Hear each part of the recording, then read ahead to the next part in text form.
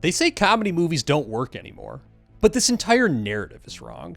I've spent 6 years obsessing over comedy movies, and after digging through the data, it doesn't just challenge everything we've ever been told, it completely flips it. Like the idea that comedies don't travel well internationally, when some of the biggest comedies of all time were carried by foreign audiences, or that Gen Z won't watch them in theaters when they're actually the most likely to show up. And because of this, studios are leaving billions on the table. And it all comes from one core belief: that comedy movies don't belong in theaters anymore, that they're better watched at home. But the data says the exact opposite. You've probably noticed. The style of comedy that dominated theaters from the late 90s to mid 2010s has essentially disappeared from the box office. Most major comedies this decade haven't even been given a chance in theaters. Take You're Cordially Invited. It stars Will Ferrell and Reese Witherspoon, two of the biggest comedy movie box office draws. It was directed by Nicholas Stoller, who had successful box office runs with Get Him to the Greek, Forgetting Sarah Marshall, and one of the highest grossing R-rated comedies of all time, Neighbors. Yet it went straight to Amazon Prime. And the reason is simple. Hollywood thinks that comedies just don't have a theatrical audience anymore. But what happens when comedies actually are given the chance to go to theaters? The highest grossing movie of 2023, Barbie, was a comedy, making $1.4 billion. The very next year, Deadpool and Wolverine made $1.3 billion. And it's not just existing IP. Last year, One of Them Days made $51 million on a $14 million budget. Anyone But You made $220 million off of its $25 million budget. And hell, even look at Solo Mio, which at the time of this recording has only been in theaters for 10 days, yet has grossed $18.5 million. That might not seem like a lot of money, but the narrative quickly changes when you realize it's only been in theaters for a third of its box office run and has already shattered its $4 million budget. Even if these aren't your favorites, and they honestly aren't mine either, the data paints a clear picture. People still show up to the theaters to laugh. The idea that these movies don't have a theatrical audience anymore isn't just wrong, it's one of the most dangerous lies currently holding the genre back. And when that argument falls apart, they'll just move on to their next belief: that comedy doesn't travel or make money overseas. And this might sound logical, but it comes crashing down when you actually look at the numbers. Take American Pie. Can you think of a comedy that's more American? It focuses on the day-to-day lives socially, academically, and sexually of American teenagers.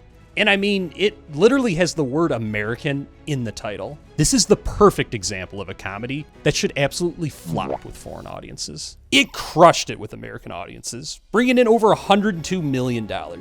But overseas, it brought in $133 million. Over half of its box office came from international audiences. And by the fourth film, American Reunion, over 75% of its revenue came from overseas. And it's not just American Pie. Ted made $218 million in the US, but $330 million internationally. The recently mentioned Anyone But You did 60% of its business overseas.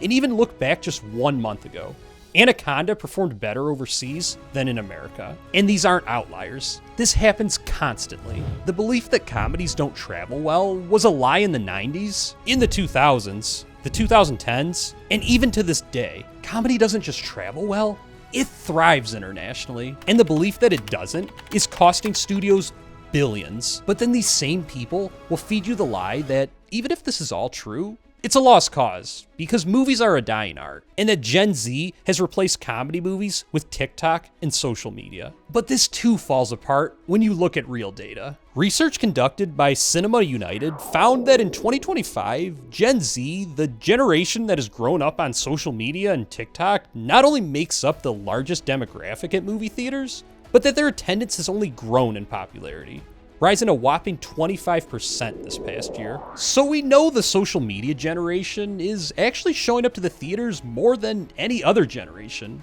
But how does this translate to comedy? Well, let's look at the $1.3 billion success that was Deadpool and Wolverine. Deadline found that 3 out of every 5 people, or 60% of moviegoers who bought a ticket to the movie, were age 34 and younger. And the crazier part? Over half of the 60% number were ages 18 to 24. The same generation that's supposedly so glued to TikTok that they don't have an attention span and won't even watch a comedy movie is the same generation that ended up making Deadpool and Wolverine the highest grossing R-rated comedy of all time. Instead of spreading propaganda that Gen Z doesn't go to movies anymore or that they exclusively get comedy from their phone, let's wake up to the fact that Gen Z doesn't just love movie theaters more than ever, they'll show up in droves to support comedy. But just when we squandered 3 of the biggest lies surrounding comedy movies with data, they're gonna come back and try to make an emotional argument. They're gonna say, okay, even if everything you said was true, you still can't actually make a comedy movie like you could in the 90s or 2000s because norms have changed. We're more sensitive now.